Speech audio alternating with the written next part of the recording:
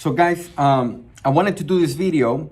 It's an spontaneous video, and I read something I believe is so powerful, and it's the way that the Navy SEALs train their mind in order to resist so many challenges. You know, Navy SEALs, they're so well trained, and they're not only tough physically, but they're tough mentally. So I wanted to read this to you.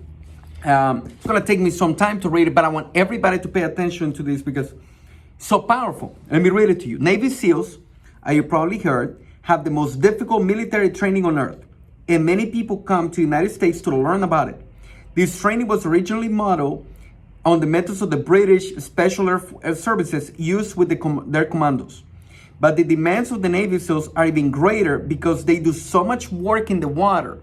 That's the thing about Navy SEALs. They're working so much in the water. We're being constantly cold and wet in a huge disincentive to forging ahead. So these guys are getting so much into water, so much into wet, that they need to resist this mentally. Now watch this. Let me give you a little background first. When they explore how you can benefit from the Navy SEAL training, the first training that SEALs are put through is really just a 6-week sorting out process that concludes with something called Hell Week. So 6 weeks of training, and the last one is a Hell Week, where they get 4 hours of sleep over a 60-hour period of time. Let me repeat it. 4 hours of sleep over 60-hour period of time. Okay? And they spend a lot of time being in cold and wet. Now that is not the issue. The issue is this. Now what's this? In this phase of training, the Hell Week, here's what the Navy discovered. They selected candidates who are high IQs. You know, in business, you're gonna have people that are super smart, high IQs, and were, of course, great physical specimens. These people were able to perform all of the activities the job required them to perform. But what the Navy noticed was that in the 6-week period of time, 76% of these carefully selected candidates were dropping out of the program. 76% of people quit.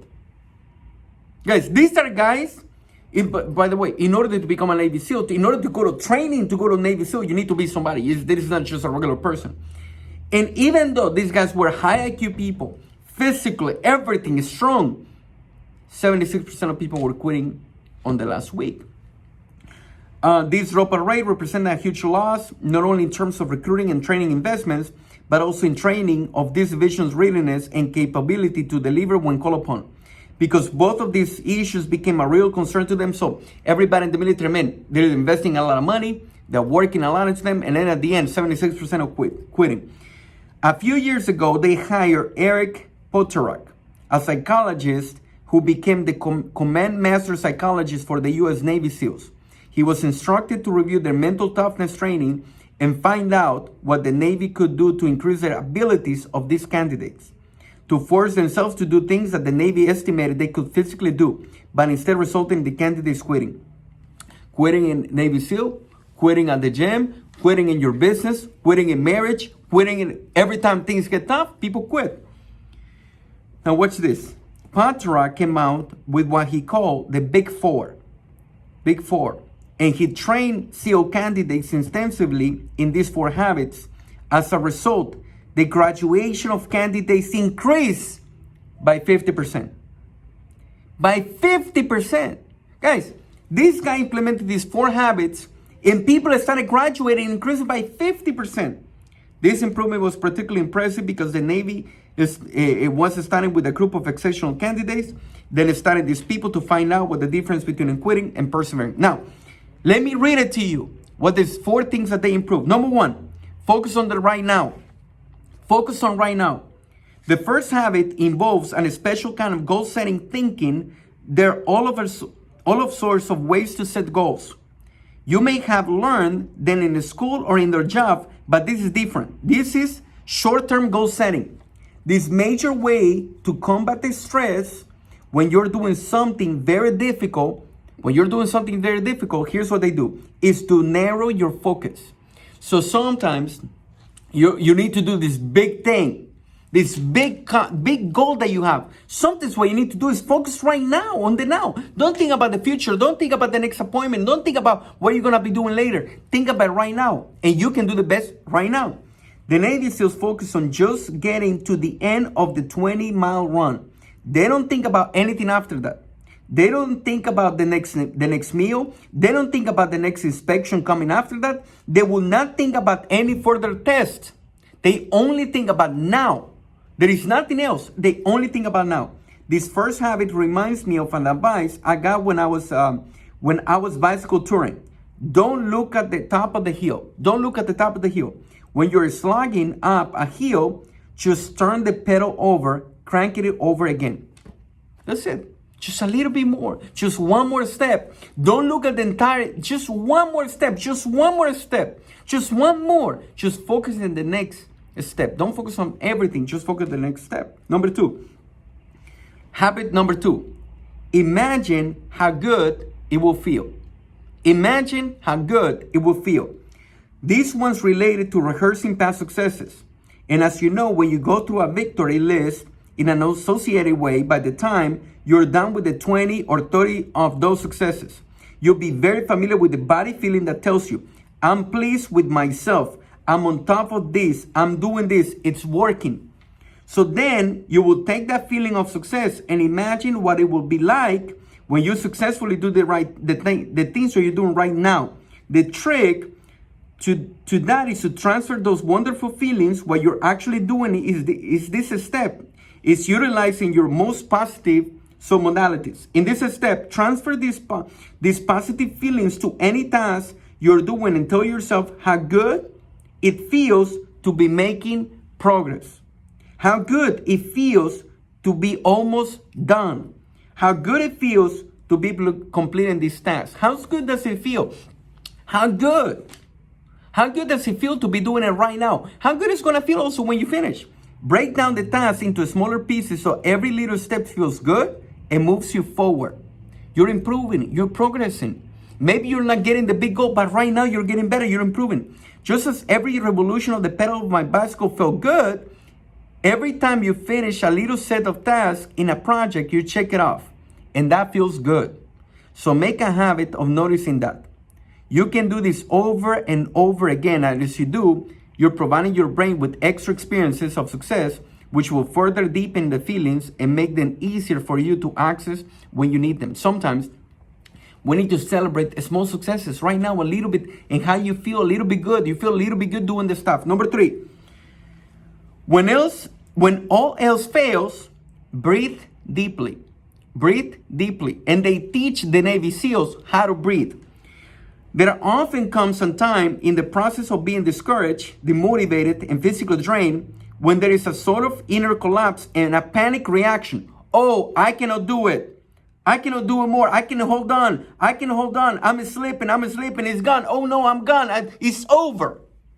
That's when 2 little parts of your brain about the size of a pair of thumbnails take over your life.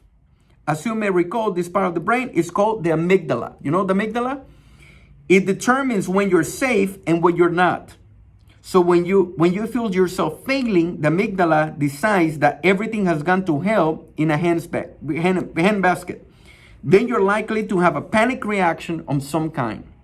Have you ever had a panic attack and you get paralyzed? It's your amygdala. It's your amygdala talking to you. Your amygdala is supposed to protect you. Your amygdala is your prehistoric, is your prehistoric brain, your natural brain telling you, don't do that because you're going out of your comfort zone. So let me tell you what it says over here. The way you beat this primal is primal to you. It's natural to have amygdala. It's natural to feel that fear. The way to beat this primal reaction is by flooding your body with oxygen. You actually change your blood chemistry, and when you do, it comes down the amygdala. So here's an special kind of breathing that Navy SEALs were taught to do, and you can try it right now. Inhale deeply for a count of 6.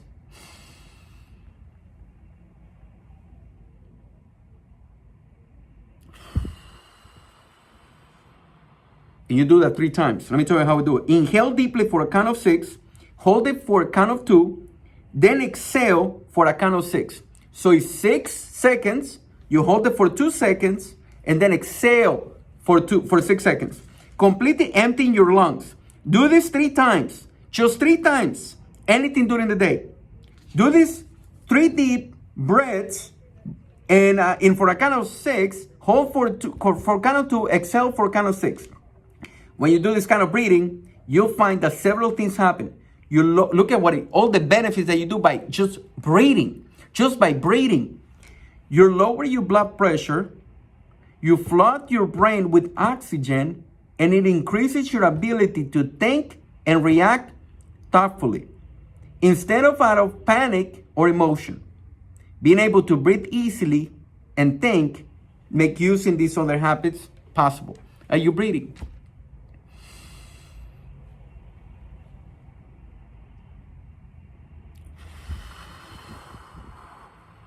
You're breathing.